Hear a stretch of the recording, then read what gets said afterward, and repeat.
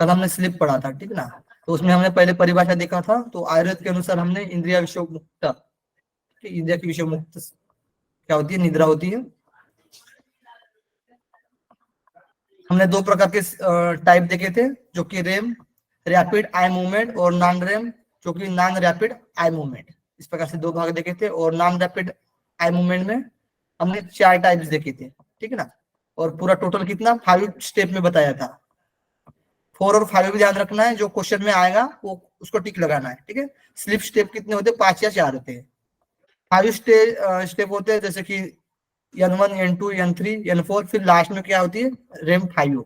N1 में हमने alpha देखा था, अल्फा वो जो हमारे ब्रेन की जो वेव्स एक्टिव होती है, तो N1 में अल्फा होती है, N2 में थीटा, N3 में डेल्टा और N4 में डेल्टा डीप वाली होती है, ठीक है, डीप स्लीप होती है। और रेम 5 को हम बीटा या फिर ड्रीम स्लीप बोला जाता है, ठीक है। इसमें बीटा वेव्स एक्टिव होती है और हमें सपने ज्यादा आते हैं, ड्रीम्स ज्यादा देखते हैं हम, ठीक है ना।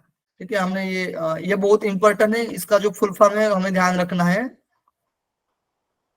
ठीक है। देखिएगा ईईजी, ईएमजी और ईओजी, तो इलेक्ट्रोइंसेफेलोग्राम ईईजी का फुल फॉर्म होता है, जो कि ब्रेन वेव्स चेक किया जाता है, ठीक है। और ईएमजी में जो मस्कुलर्स होता है, मस्कुलर्स न्यूरोमस्कुलर्स देखा जाता है। इसमें जो फुल फॉर्म है ईएमजी का इलेक्ट्रोमायोग्राम, और ईओजी जहां पर कार्निया चेक किया जाता है उसको बोला जाता है, फुल फॉर्म है ईओजी का electrooculogram, electrooculogram, electrooculogram, electromyogram, EMG electromyogram, EEG electro encephalogram, encephalogram, ठीक है। ये आपको याद रखना है एग्जाम के लिए, इतना चीज। और जहां पर हम इंपॉर्टेंट बोले थे, यहाँ पर एक आईएमपी करके रखा था, ठीक है। ये टेबल को पूरा आपको याद रखना है एग्जाम के लिए, इस टेबल को, ठीक है ना। जो कि हम ब्रेन वेव्स देखे थे, gamma beta alpha theta delta, और टाइप ऑफ स्लीप भी देखा था, इसमें कौन कौन से टाइप काम करते हैं, है ना। उस स्लीप में कौन कौन सी वेव्स, कितना तक फ्रीक्वेंसी होता है उस, और वोल्टेज कितना होता है, और योग हम क्या कर सकते हैं, योग निद्रा में कौन सी वेव्स एक्टिव हो सकती है, ठीक है ना।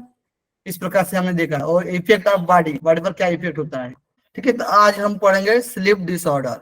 तो स्लीप डिसऑर्डर यानी नींद क्यों नहीं आ रही है, निद्रा में क्या क्या विकार हो सकते हैं हमें, यानी परेशानी होती है, हम सो नहीं पाते हैं, तो उसके क्या क्या कारण भी हो सकते हैं, है ना। तो हम पहले कोर्स देख लेते हैं, किसकी वजह से हमें नींद नहीं आती है ना। तो एक तो फिजिकल प्रॉब्लम, शारीरिक गतिविधि हमारी, साइट्रिक, ठीक है, मानसिक भी हो सकती है, साइट्रिक, जेनेटिक, जेनेटिक भी प्रॉब्लम होता है, वंशानुगत भी बीमारी हो सकती है। मेडिसिन, मतलब कुछ हम मेडिसिन लेते हैं, है ना, टैबलेट्स वगैरह, उससे भी नींद नहीं आती है ना। कुछ टाइम हम क्या बोलते हैं, नींद के गोलियां खा लेते हैं, तब तो आती है, लेकिन फिर आदत बन जाती है, वही वही करना पड़ता है, ठीक। तो मेडिसिन की वजह से भी प्रॉब्लम, इन्वायरमेंट की भी वजह से प्रॉब्लम होती है, इन्वायरमेंट की वजह से भी, वातावरण की वजह से भी हमें नींद नहीं आती है, ठीक ना।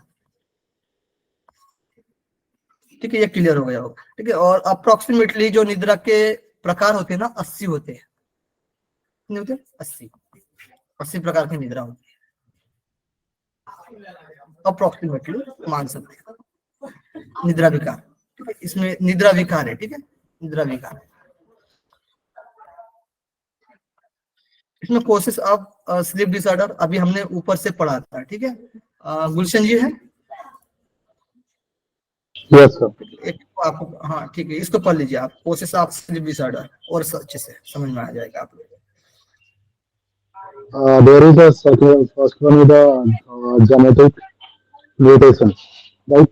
जेनेटिक म्यूटेशन कहा जाता है, कुछ जो जीन्स होती हैं, जेनेटिक्स होती हैं, कई बार जेनेटिक्स भी ये चीजें क्रिएट हो जाती है निद्रा की समस्या।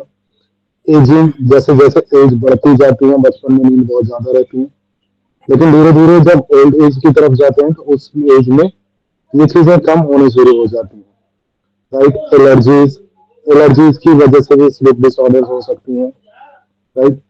Stressful life events, right. कई बार चीजें होती है क्या, काफी ज्यादा किसी चीज को लेकर परेशान है या कंटिन्यूअस सोच रहे हैं, तो उस कंडीशंस में आपको जो हमने पढ़ा था कि मेलाटोनिन और सेरोटोनिन, जहाँ पे पढ़ा था हमने, वो सिक्रिएशन उसका बंद हो जाता है मेलाटोनिन का, जिसकी वजह से आपको नींद आने में समस्या होती है।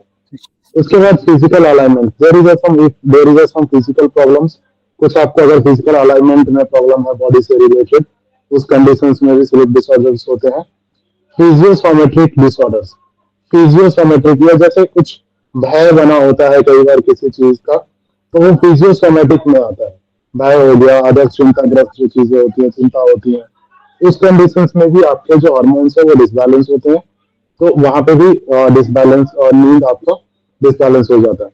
न्यूरोलॉजिकल डिसऑर्डर्स, न्यूरोलॉजिकल डिसऑर्डर्स होते हैं जो आपके न्यूरॉन्स है, अगर न्यूरॉन्स में किसी प्रकार की खामियां आती है, किसी प्रकार की प्रॉब्लम्स आती है, डिस्टर्बेंस आती है, उस कंडीशंस में भी आपको ये प्रॉब्लम्स हो सकती हैं।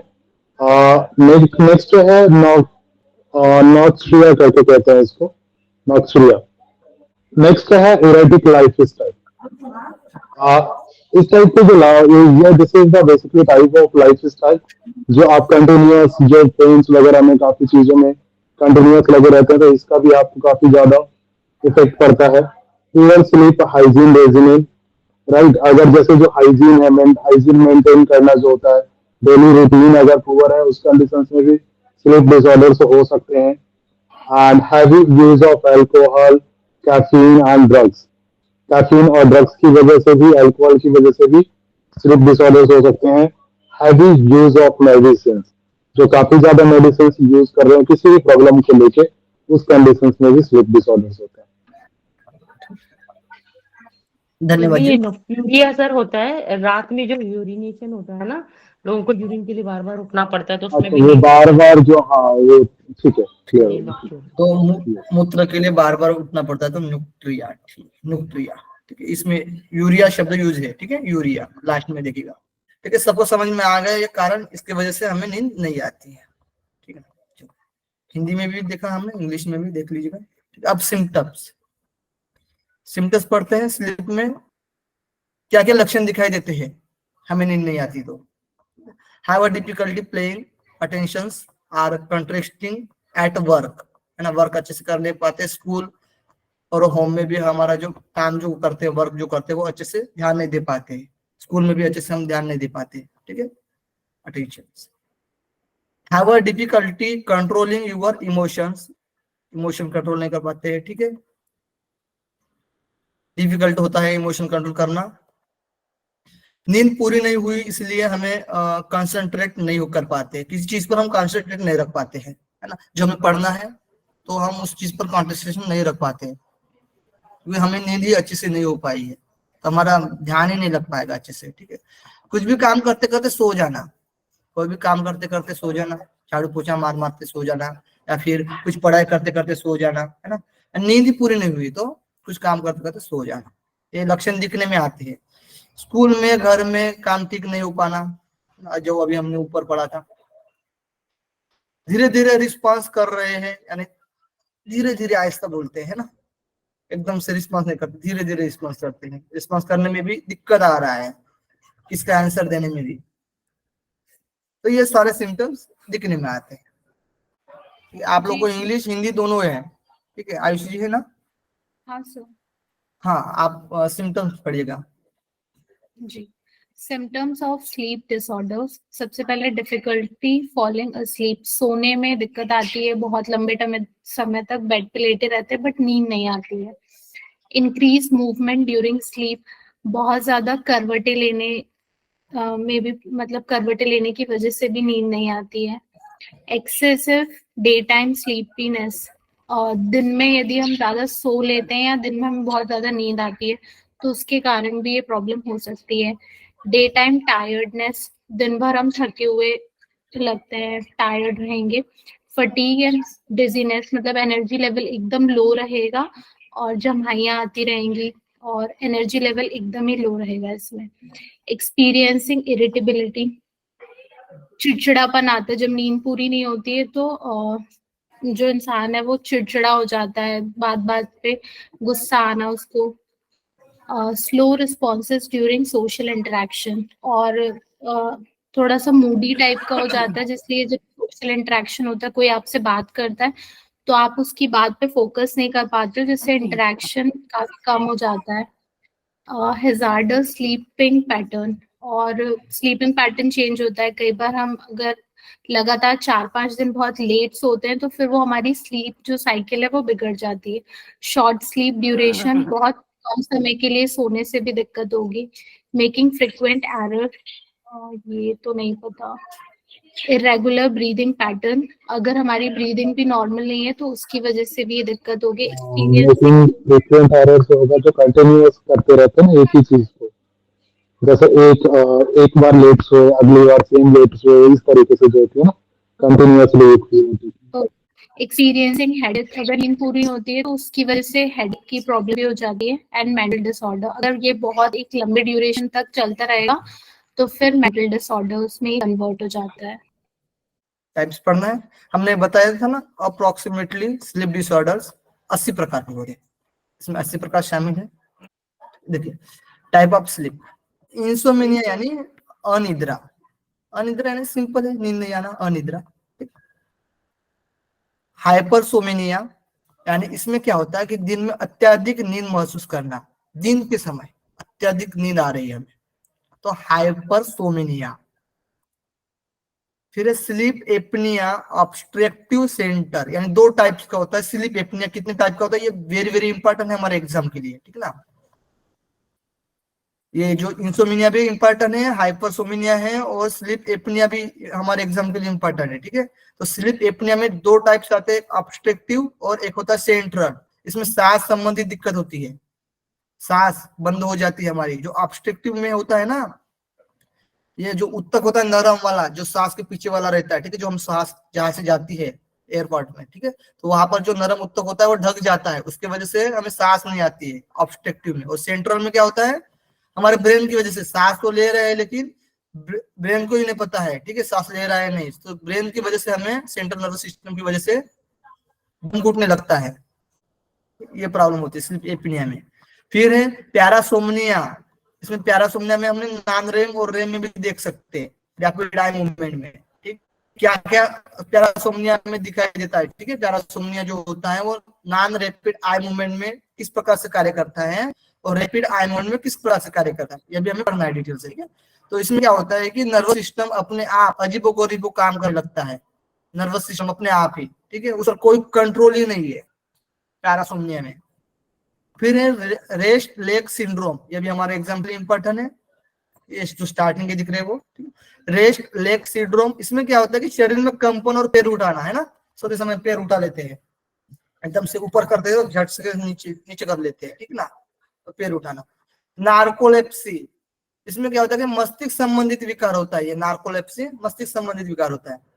नाइट टेरर, नाइट टेरर में रात के समय घर में बच्चे बहुत जोर से चिल्लाते हैं ना, बच्चे लोग जो छोटे छोटे बच्चे होते हैं, तो रात के समय क्या होता है बहुत देर से चिल्लाने लगते हैं, आवाज निकालते हैं, तो नाइट टेरर एकदम से, ठीक है। नाइट मिरर, ठीक है, नाइट मिरर, नाइट मिरर में इसमें स्वप्न आते हैं, ठीक है, नाइट मिरर में।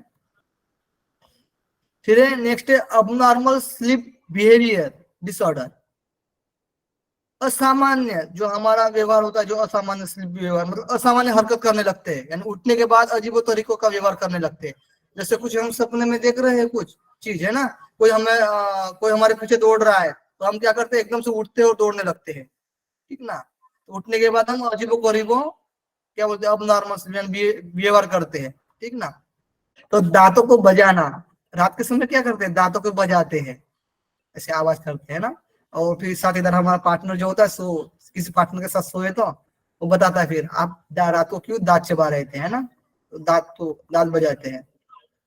फिर नेक्स्ट है chronic fatigue syndrome, chronic fatigue syndrome ये उठने के बाद वीकनेस लगना, उठने के बाद क्या होता है वीकनेस फील होती है। फिर 9-24 हॉर्स स्लीप वेक डिसऑर्डर, 24 घंटा में नींद नहीं आ रही है, नींद नहीं आ रही है तो सो गए फिर भी थकावट आ रही है ना, मतलब एकदम थकावट महसूस होना। अभी हमें 24 घंटा मतलब अच्छे से नींद भी नहीं ले पा रहे हैं, एकदम थकावट भी हमारे शरीर में आ रही है, ठीक है ना, 24 hours. Circadian rhythm sleep disorder, समय पर नींद नहीं आना, जिस टाइम पे हमें सोना चाहिए, हम जैसे बोलते हैं ना मेलाटोनिन का सिक्रेशन कब होता है, हमने कल पढ़ाया था ना, किस समय में होता है सर्केडियम रात रिदम में। स्लीप डिसऑर्डर, रात में कितने 9 से 10 बजे से बिल्कुल। चालू होता है, हम्म, ठीक है ना।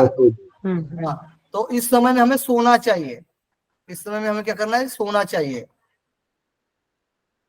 और सबसे ज्यादा 7:30 बजे से क्या होता है कि सेरोटोनिन चालू हो जाता है, 7:30 बजे से सेरोटोनिन चालू हो जाता है। तो 7:30 के पहले नहीं कि हमें मतलब 7:30 बजे तक उठना ही चाहिए, ठीक है ना, उठ लेना चाहिए। वैसे 7 बजे तक उठना चाहिए, 4 से 6 बजे आयुर्वेद बोलता है कि 4 से 6 बजे तक उठना चाहिए, हमें नींद से जगना चाहिए। 7:30 बजे से क्या होता है, सेरोटोनिन जागृत हो जाता है, मतलब एक्टिव हो जाता है, हार्मोन्स निकाल देता है, ठीक है, सेरोटोनिन। फिर एक्सेसिव स्लीपनेस, बहुत ज्यादा नींद, 10-12 घंटे तक सोके रहना, एक्सेसिव बढ़ रहा है, ठीक है, स्लीपनेस। फिर है स्लीप वॉकिंग, ठीक है, वॉकिंग जो होता है रात को चलना होता है, बहुत लोगों को देखते होंगे आप, है ना, रात को चलते हैं। स्लीप रिलेट यानी उसमें क्या होता है कि रात में जो चलते हैं ना उनको जगा देना चाहिए, क्योंकि हानि भी हो सकती है। स्लीप रिलेट मूवमेंट डिसऑर्डर, यानी फाइट करना, बोलना, यानी स्लीप रिलेट मूवमेंट, यानी मूवमेंट कर लेते हैं, हम सोकर रहते हैं तो कोई साथीदार हमारे पास सोकर रहेगा तो उसको भी पीट लेते हैं ना, मार देते हैं। और बातें करना। शिफ्ट वर्क डिसऑर्डर, कंपनी में होता है ना, कंपनी में क्या होता है कि जैसे कि वीक वीक पर शिफ्ट होती है, बदलती है, हमें अच्छे से पता है, हमने काम किया है, ठीक है, तो बाकी को भी पता है, ठीक है ना। तो जो एक वीक में, पहले वीक में क्या होता है कि दिन में काम होता है 8-12 घंटा, ठीक है, फिर रात, एक वीक होने के बाद फिर रात को काम रहता है, 8 से सुबह, रात के 8 बजे से सुबह 8 बजे तक, ठीक है। तो इसकी वजह से भी नींद खराब हो जाती है, नींद नहीं होती अच्छे से, तो काम बदल जाना दिन रात में, ठीक है ना। इसमें रेम स्लीप बिहेवियर डिसऑर्डर, ठीक है, बिहेवियर जो रेम में जो बिहेवियर करते हैं, हम जब सपना देखते हैं तो बिहेवियर करना चालू कर लेते हैं, कुछ भी असामान्य। मोटा मोटी हम स्लीप के डिसऑर्डर देख लिए हैं, जो अभी हमारे एग्जाम के लिए जो जो इम्पोर्टेंट है मेन मेन, जैसे कि इंसोमेनिया हमने बताया था ना, इंसोमेनिया, हाइपरसोमेनिया, स्लीप एपनिया, इसके 2 टाइप से, और पैरासोमनिया, रेस्टलेस सिंड्रोम, नार्कोलेप्सी, ये जो स्टार्टिंग है ना 5-6 डिसीज, हमें थोड़ा सा डिटेल से पढ़ लेंगे, ठीक है। इसके क्या सिम्टम्स हो सकते हैं, क्या कारण हो सकते हैं, इन सबको जान लेंगे, हमारे एग्जाम के लिए इम्पोर्टेंट है। तो अनिद्रा को प्रमुख 3 प्रकारों में वर्गीकृत किया जाता है। कितने प्रकारों में, तो 3 प्रकार में। एक होता है क्रोनिक, यानी 1 महीने तक होता है, और आंतरिक यानी समय समय पर होता है, और क्षणिक यानी एक बार में कुछ रातों तक। तो क्रोनिक 1 महीने तक चलता है, आंतरिक समय समय पर होता है, और क्षणिक एक बार में कुछ रातों तक होता है, ठीक है। तो अनिद्रा को 3 प्रकारों में भी वर्गीकृत किया जा सकता है। अब पढ़ते हैं हम इंसोमेनिया। इंसोमेनिया पढ़ना है हमें, यानी अनिद्रा, हिंदी में क्या बोला जाता है, अनिद्रा। इसमें देखिएगा, नींद आए या सोए रहने की अक्षमता को संदर्भित करता है, मतलब ज्यादा नींद ले रहे हैं, ठीक है, नींद आए या सोए रहने की अक्षमता, या फिर सोकर रहे हैं, ठीक है, ज्यादा ज्यादा बार आ रही है नींद, बार बार आ रही है, कि एकदम से 10-12 घंटा सो रहे तो भी अनिद्रा होता है, ठीक है, इंसोमेनिया कहा जाता है। इसमें जो लक्षण होते हैं ना, लक्षण देख लेते हैं, लक्षण कर लेते हैं, बहुत से लक्षण हमने नोट किया है, देखिए अनिद्रा में डिप्रेशन की वजह से भी होता है, चिड़चिड़ापन, मुश्किल से ध्यान दे पाना किसी चीज पर, है ना, लक्षण सिम्टम्स, स्कूल प्रदर्शन में गिरावट, सोने में दिक्कत, सोने में क्या हो रही है, दिक्कत हो रही है, एक बार में उठने पर भी नींद नहीं आना, बहुत जल्दी उठ जाना,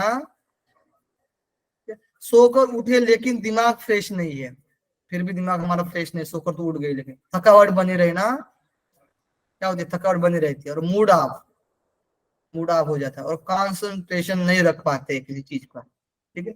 इतने सारे लक्षण है, क्लियर है, इसमें कोई डाउट नहीं होना चाहिए।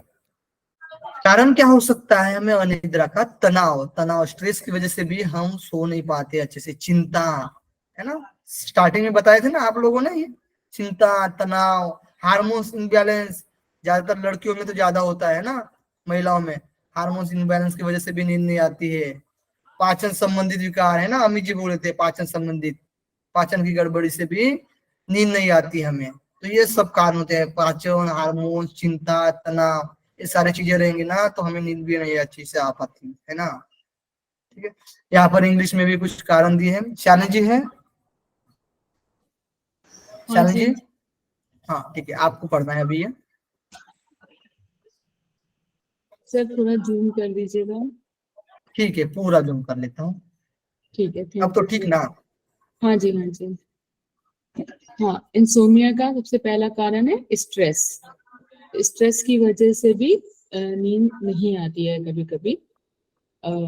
इरेगुलर स्लीप शेड्यूल्स, जब हमारा सोने का जो होता है इरेगुलर होता है, टाइम टाइम टेबल सही नहीं होता है, तो भी स्लीप डिसऑर्डर होता है या इंसोमिया होता है। लाइफ स्टाइल, हमारी लाइफ स्टाइल बहुत ज्यादा फर्क डालती है नींद पे, कि हम कब खा रहे हैं, कब सो रहे हैं, कब जाग रहे हैं, सब बैलेंस नहीं होता है। जब टाइम पे जब हम काम नहीं करते हैं तो वो लाइफ स्टाइल पे आता है। मेंटल हेल्थ डिसऑर्डर, अगर हमें मानसिक तनाव है तो भी नींद में बाधा आती है। फिजिकल पेन, शरीर में कहीं पे कोई दर्द है तो अब तो भी नींद में बाधा रहती है, नींद पूरी नहीं हो पाती है। हाँ, मेडिकेशन, ज्यादा दवाइयाँ, जैसे ज्यादा बीमारियां हो जाती हैं तो लोग मेडिकेशन ज्यादा करते हैं, तो उसकी वजह से बहुत सारे साइड इफेक्ट्स हो जाते हैं जिससे कि नींद में दिक्कत आती है। न्यूरोलॉजिकल डिसऑर्डर, तो इसमें नर्वस सिस्टम में, सर इसमें क्या बताएंगे? न्यूरोलॉजिकल डिसऑर्डर में वही तो हुआ, तनाव होगा या तनाव, हाँ, नर्वस की वजह से, ठीक है, न्यूरॉन्स की वजह से प्रॉब्लम। न्यूरॉन्स की ये वजह से सब तनाव होगा। न्यूरोलॉजिकल हो गया, फोबिया भी न्यूरोलॉजिकल डिसऑर्डर। न्यूरोलॉजिकल बीमारी होती है ना, न्यूरोलॉजिकल बीमारियां होती है, ठीक है, जैसे कि न्यूरोलॉजिकल, मिर्गी हुआ, हाँ मिर्गी भी होता है ना, हाँ, कोई मिर्गी भी मतलब नर्वस न्यूरोलॉजिकल। नर्वस हाँ, ये सब सिस्टम से रिलेटेड कोई प्रॉब्लम हो गई। नर्वस सिस्टम से रिलेटेड।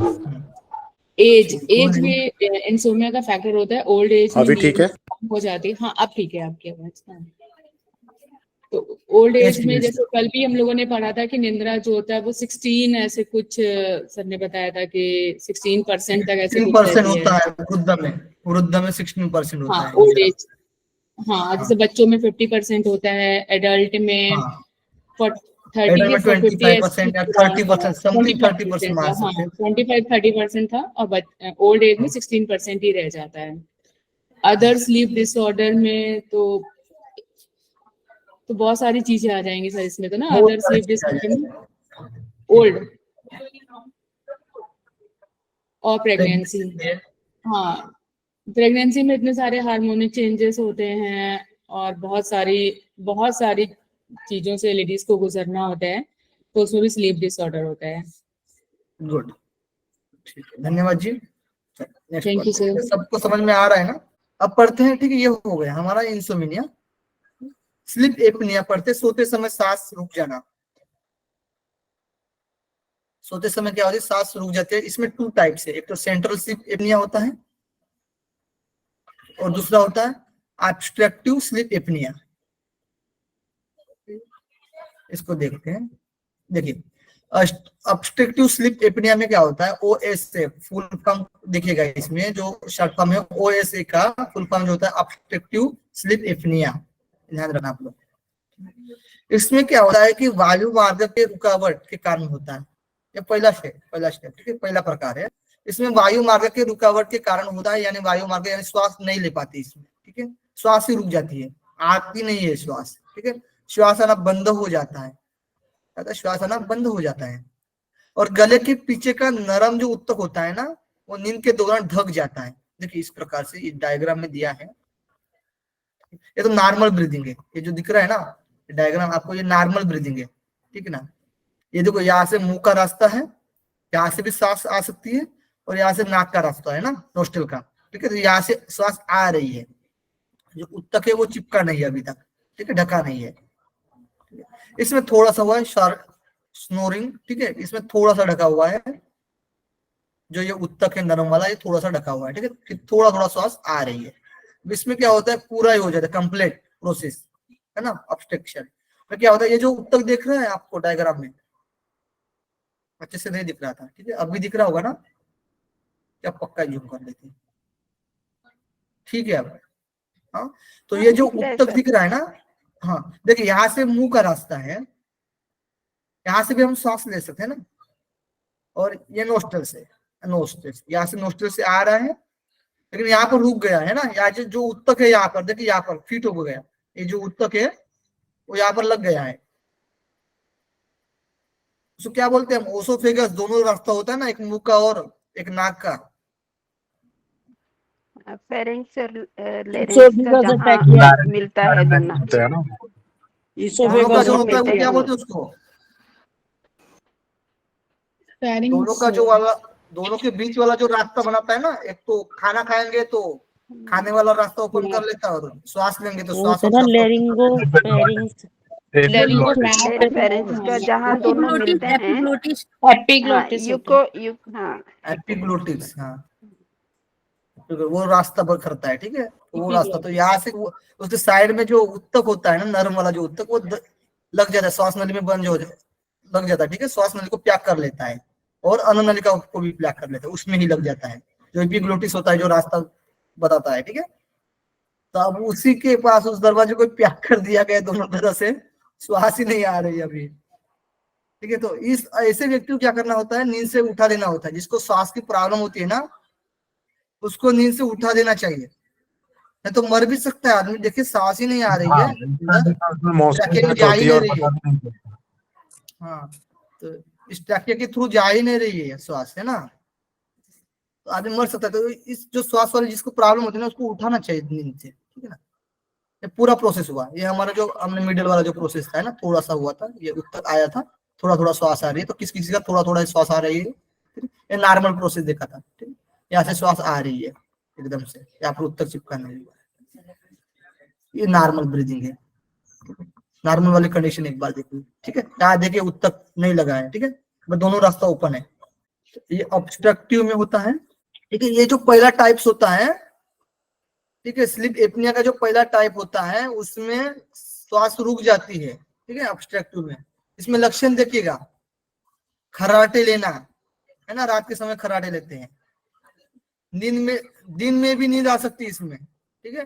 थकान होना, खर्राटे ज्यादा बेहतर है ना, जो ज्यादा इंपॉर्टेंट लगता है उस पर ज्यादा फोकस दीजिएगा, ठीक है।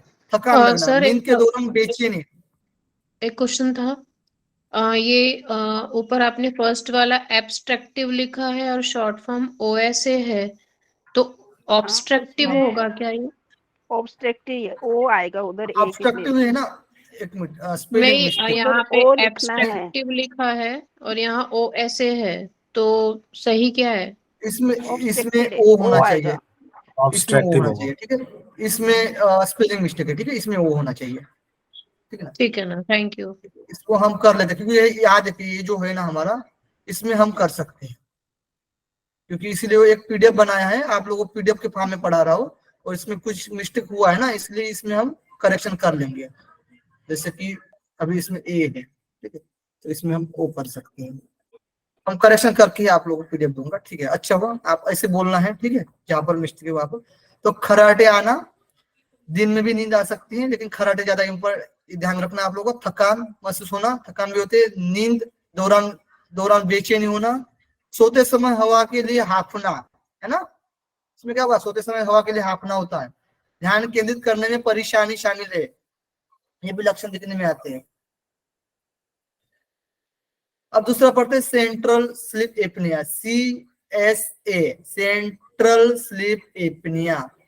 इसमें देखिएगा, इसमें क्या होता है कि वायु मार्गों में अवरुद्ध नहीं, यानी वायु मार्ग की वजह से नहीं, वायु तो आ रही है, श्वास तो हम ले रहे हैं, देखिए, लेकिन मस्तिष्क शरीर को सांस लेने को कहने में विफल रहता है, यानी मस्तिष्क से तो होता है, जो ब्रेन वेव्स जो निकल रहे, सॉरी नर्व जो होते हैं वो ब्रेन से निकलते हैं ना 12 जोड़ी, और स्पाइनल कार्ड से कितना 31 जोड़ी, ठीक है, वो निकलते हैं, तो वो हमारे शरीर को इंफॉर्मेशन देते हैं ना, ठीक है ना। तो मस्तिष्क क्या करता है, शरीर को बताने में विफल रहता है, यानी मस्तिष्क और मांसपेशियों के बीच संबंध में एक समस्या, ठीक ना। अब इसमें हमने किसकी जांच की थी, मतलब कि कौन सा इंस्ट्रूमेंट देखा था, उसकी वजह से हम इसको जांच कर सकते हैं। कल पढ़ा ना हमने, बताइए। देखिए मस्तिष्क और मांसपेशियों के बीच संबंध में समस्या आ रही है। ईईजी, ईईजी का जो ब्रेन ईईजी मैपिंग का जो वेव्स का, हाँ। क्या बोला गया था? ईजी ना, सही है ना? ये आप लोगों हाँ से पूछ रहा हूँ। EEG, electromyogram, sir इलेक्ट्रोइंसेफेलोग्राम।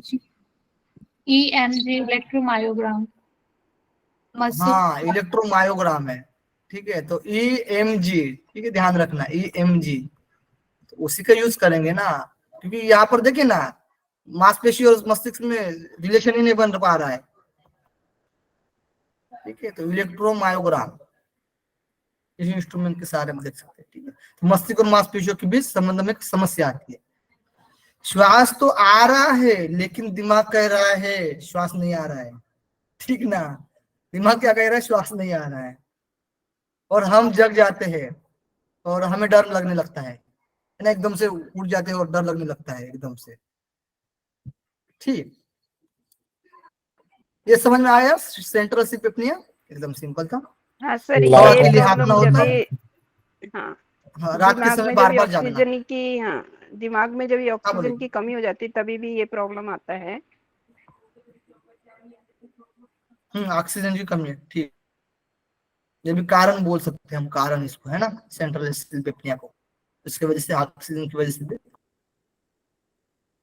तो मस्तिष्क की वजह से वो मस्तिष्क अच्छे से इंफॉर्मेशन नहीं दे पा रहे शरीर को, इसकी वजह से ऐसा लगता है कि तो हम मर ही जाएंगे, डर ही जाएंगे ना, श्वास ही नहीं आ रहा है, इस तरीके से हाँ, तभी लगता डर है, के मारे उठते हैं जब ये ऑक्सीजन उड़ ब्रेन जाते में हैं। नहीं पहुंचती है। ये जो उत्तक था ना, उसमें ऑब्स्ट्रक्टिव में ये लग गया था इसमें। तीसरा नंबर है rest leg less, sorry, rest less leg syndrome. Rest less, ठीक है, रेस्ट लेस हो रहा है, लेग्स पैर सिंड्रोम, है ना। इसको बोलेंगे RLS, यानी rest leg, sorry, rest less leg syndrome, rest less leg syndrome, ठीक है, रेस्ट लेस लेग सिंड्रोम। इसके बारे में पढ़ते हैं। पैर वाला होता है, ठीक है, हमने बताया था पहले। चलिए, तो तीव्र नींद का कारण बनते ही ज्यादा नींद आ सकती है इसमें। पैरों को हिलाने की इच्छा होती है ना, सोते समय मतलब एकदम पैर हिलते हैं, पैर हिलाने की इच्छा होती है, इधर उधर इधर उधर। आराम करने से सनसनी पैदा होती है, सनसन झुनझुनी पैदा होती है। पैर में चिट्टी चढ़ रही है, मतलब ऐसा लगता है कि पैर में चिट्टी चढ़ रही है। पैर में दर्द होता है, जलन सूजन होता है, जलन होता है, सूजन होता है, खुजली होती है, पैर कोई खींच रहा है ऐसा लगता है ना। रात के समय कोई लगता है कि पैर को खींच रहा है अभी हमारा, है ना, ऐसा लगता है। तो ये रेस्टलेस लेग सिंड्रोम है, ठीक है, ये बीमारी है।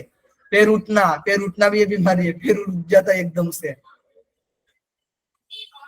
सोते समय। ये बहुत लोगों के साथ आम होता भी है, सामान्य तौर पर बहुत लोगों के साथ होता भी है, ठीक है। बार बार नहीं होता है लेकिन एक आध बार तो हुआ ही है, ठीक है ना, ऐसे बहुत लोगों में होता है, ठीक है। तीव्र नींद का कारण बन सकते हैं, पैरों की हिलाने की इच्छा होती है, आराम करने में सनसनी पैदा होती है, पैर में चिट्टी चढ़ जाने जैसे लगता है, पैर में दर्द, खुजली, सूजन, पैर को खींच रहा है, पैर उठाने का होता है, ठीक है। इसमें इस प्रकार से ये बीमारी होती है। इसमें रोग संबंधी ADHD भी रोग संबंधित होता है, ADHD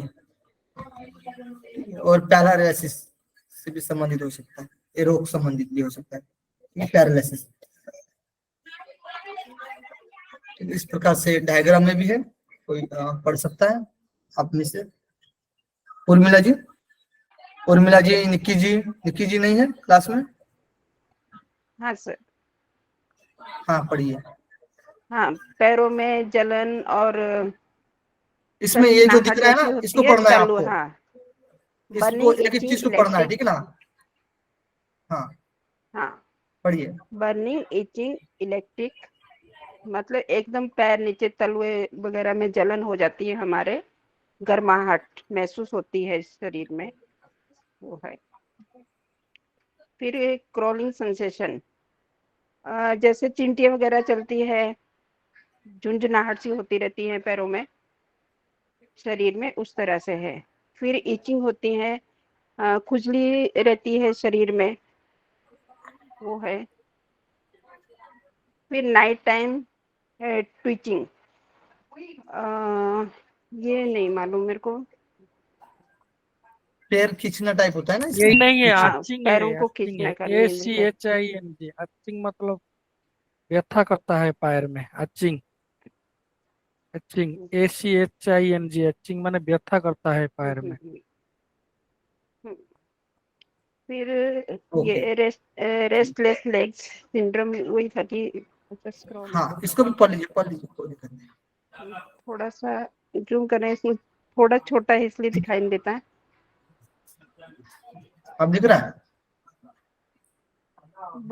एकदम साफ नहीं है, क्लियर नहीं है word. Pulling, pulling, PULLING, pulling. पैरों को जैसे कोई खींच रहा है, इस तरह से। फिर okay. Feeling like an electric current, current जैसा महसूस होना है। कई बार हमारे को सोते सोते झटका जैसा लगता है पैरों में, तो वो एक तरह का करंट जैसा ही लगता है। इचिंग, इचिंग का भी एक खुजली का ही है, जो खारिश वगैरह होती रहती है शरीर में, उस तरह से है। हाँ, नेक्स्ट इचिंग। एचिंग, एचिंग का भी मतलब कहीं कहीं हमारे शरीर में कुछ ऐसे होते हैं जहाँ खुजली ज्यादा महसूस होती है, एक तरह की ये बीमारी भी होती है, तो वो भी। फिर थ्रोनिंग, कांटे जैसे लगते रहना, चुभन जैसी होती रहती है शरीर में, वो है। फिर sensation like bugs are crawling under skin, चिंटियां जैसा चलना, चिंटियां जैसा महसूस होना शरीर में, ये है। धन्यवाद जी। थोड़ा सा बचा है, इसको कंप्लीट कर लेते हैं। नार्कोलेप्सी, मस्तिष्क संबंधित विकार होता है। नार्कोलेप्सिस कैसा विकार होता है? मस्तिष्क संबंधित विकार। इसमें देखिएगा, दिन में नींद और रुक रुक के नींद के समय सोना। दिन में बहुत ज्यादा नींद आती है, रुक रुक के दिन में सोना, नार्कोलेप्सी यानी मस्तिष्क संबंधित विकार होता है। स्लीप अटैक, इसमें बिना किसी चेतावनी के बहुत थके हुए सो जाएंगे, एकदम से बातें करते करते, अब कोई चेतावनी नहीं दे रहे, डायरेक्ट सो गए, है ना, कि बिना किसी चेतावनी के। नींद के दौरे आना, एकदम से नींद का दौरा आ जाना। कुछ भी काम करते करते सो जाना, है ना, कुछ भी काम, पढ़ाई करते करते भी सो जाना। दिन में कभी भी सोना, खाना बनाते बनाते सो जाना, दिन में कभी भी सोना। ठीक है, ये मस्तिष्क संबंधित विकार होता है नार्कोलेप्सी। ज्यादा खाना खाने के बाद भी सो जाते हैं अब, है ना, बहुत लोग होते हैं। ठीक है, बहुत लोगों में पाया जाता है, खाना खाने के बाद सो जाते हैं, ये भी मस्तिष्क संबंधित विकार है। इसलिए वज्रासन करना चाहिए हमें, है ना, ब्लड ज्यादा जाता है पेट के पास, वज्रासन करेंगे तो, और फिर जल्दी पचने में मदद होगा, है ना। चलो देखिए, ऐसे पढ़ते पढ़ते, कंप्यूटर देखते देखते सो जाते हैं।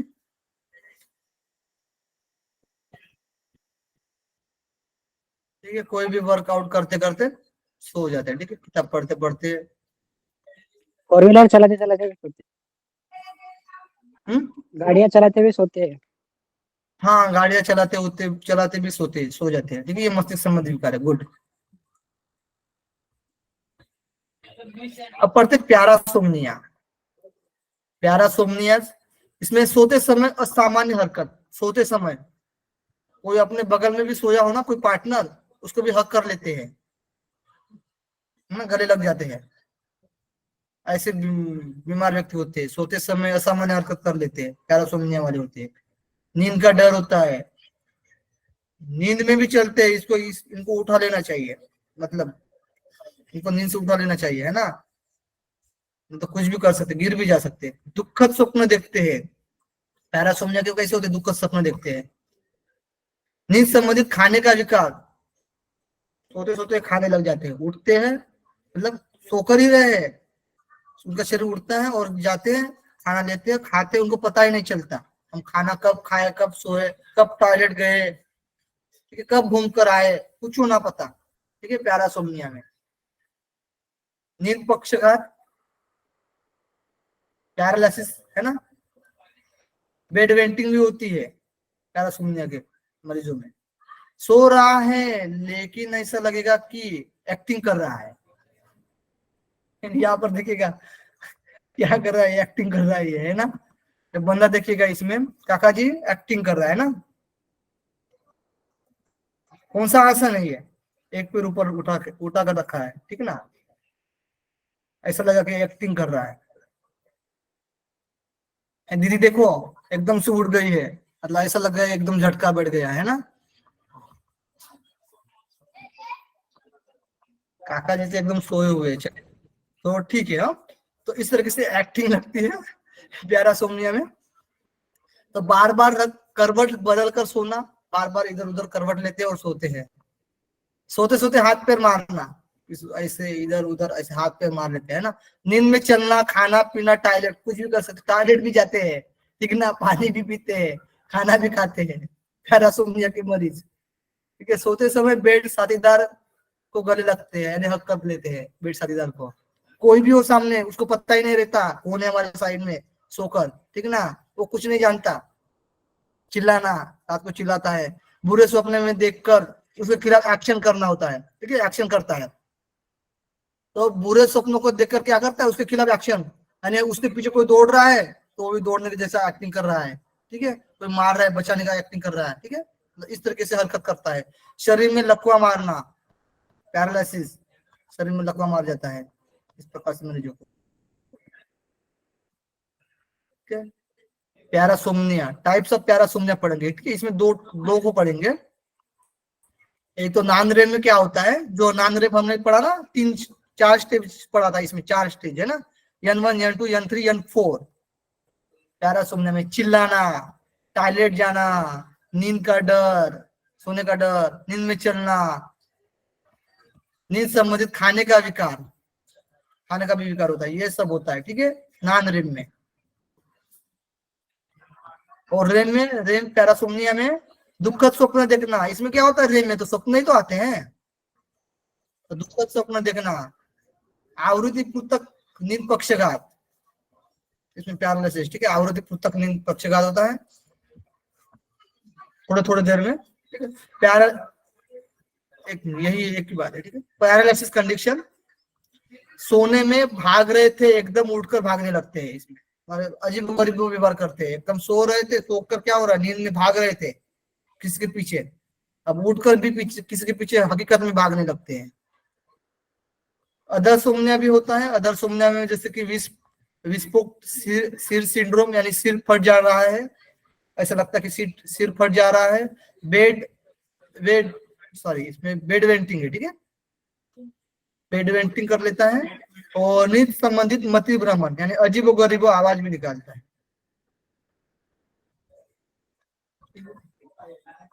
देखिए इसमें जो टाइप्स है, ये हो गया लास्ट वाला ही है, ठीक है। देखिए हाइपरसोमनिया में क्या होता है, दिन में अत्यधिक नींद महसूस करना होता है। हाइपरसोमनिया में हाइपर ज्यादा होता है, तो ज्यादा होने के बाद लंबे समय तक सोने के बाद भी हो सकता है ये, और दिन की नींद है हाइपरसोमनिया। ये टाइप्स है। टाइम भी हो गया, कोई पढ़ सकता है क्या, 1 मिनट, आप में से कौन पढ़ सकता है? मीना जी आप पढ़ सकते हो? समय कंप्लीट हो गया। खाना खा रही हूँ। हाँ, कार्तिकेश्वर जी, वीरा किशोर जी, अमित जी। जी सर। हाँ कार्तिकेश्वर जी पढ़िएगा इसको, नॉन रेम में पढ़िए पहला जो टाइप से। रेम रिलेटेड होगा तो इंक्लूड्स द कन्फ्यूजनल एरोजल।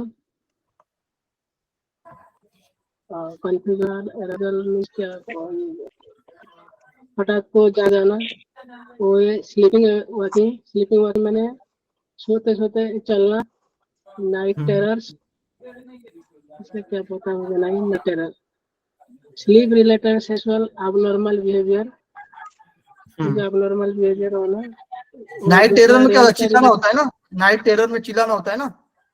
हाँ वो होता है। उसके बाद sleep related sexual abnormal behaviour, वो तो अबनॉर्मल बिहेवियर होना, कोई नींद में आ जाना, नींद में।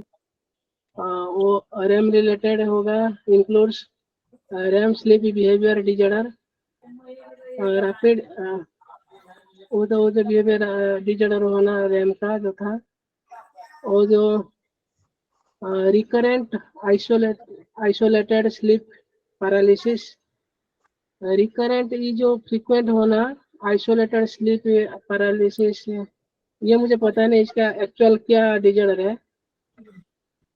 नाइटमेयर डिजॉर्डर, ये इसका मीनिंग मुझे पता नहीं, तो नाइटमेयर वो जो डिजॉर्डर पूर्तक होता है ना, इसमें स्लीप पैरालिसिस अभी हमने बताया था, पूर्तक होता है। कौन सा रिकरेंट? रिकरेंट तो फ्रीक्वेंट होगा, जो फ्रीक्वेंट हाँ। आइसोलेटेड स्लीप होता है। नाइटमेयर का मतलब होता है कि रात में ऐसे सपने देखो जिससे डर पैदा होता है। जैसे पुंडलिक जी पढ़ाते पढ़ाते इतना पढ़ा देते हैं कि रात में उनका सपना आता है के आदमी पढ़ने लगे। ये जो स्वप्न में जो आ जाना, स्वप्न में आ जाना, जो चीज था तो सोचते थे वो जिसका स्वप्न में आ जाना। स्वप्न आता है उसका स्लीप ओपन नहीं होता है साइकोलॉजी के हिसाब से। रैपिड आई मूवमेंट होता है ना, 3 किस्म का स्लीप होता है, टोटल 5 किस्म का स्लीप है। अगर आप स्लीप के विषय में जानना चाहेंगे तो हम आपको पुस्तक भेज देंगे। इसके बाद फिर अदर्स है तो इंक्लूड्स अमित जी बोलने दीजिएगा। Exploding head syndrome, exploding head syndrome इसका क्या एग्जैक्ट मीनिंग मुझे पता नहीं। Then sleep related hallucination, hallucination hallucination का मतलब होता है कि जो चीज वास्तव में है वो वैसे नहीं दिखाई पड़ता है। ठीक है। देन बेड वेटिंग मीन्स ये तो बिस्तर पे हिसाब कर देना, जो बचपन में कर रहे हैं।